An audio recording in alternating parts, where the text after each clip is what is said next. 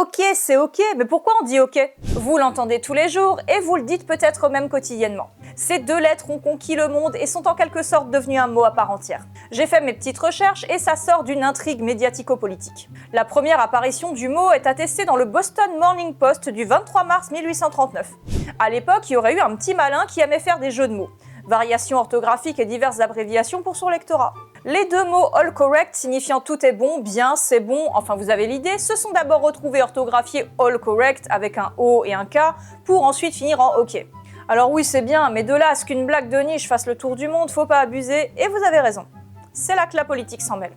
En 1840, les USA vont élire leur 9e président et Martin Van Buren est candidat à sa réélection.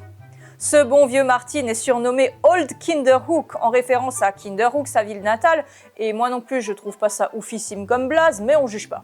Old Kinderhook, ok, il en faudra pas plus pour que ses partisans utilisent cette abréviation de All Correct, notamment dans les hockey clubs qui le soutenaient. Bah oui, c'est positif, si tout va bien, qu'est-ce qui pourrait mal se passer? Eh ben ok, il a perdu son élection, pas de bol. Mais au moins ça a popularisé l'expression dans le pays, puis à l'international. En France, on note l'arrivée de l'anglicisme dès 1869. C'est ok! Et si cette histoire est la plus plausible, il y a beaucoup de légendes urbaines sur l'origine de l'expression.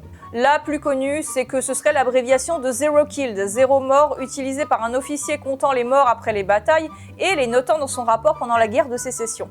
Comme c'était quelque chose de positif, youpi, personne n'est mort, ça se serait transformé en un truc positif communément utilisé, le hockey qu'on connaît aujourd'hui. Mais contrairement à la première histoire, celle-là n'a pas de source solide. Vous voulez plus de vidéos? Abonnez-vous à la chaîne.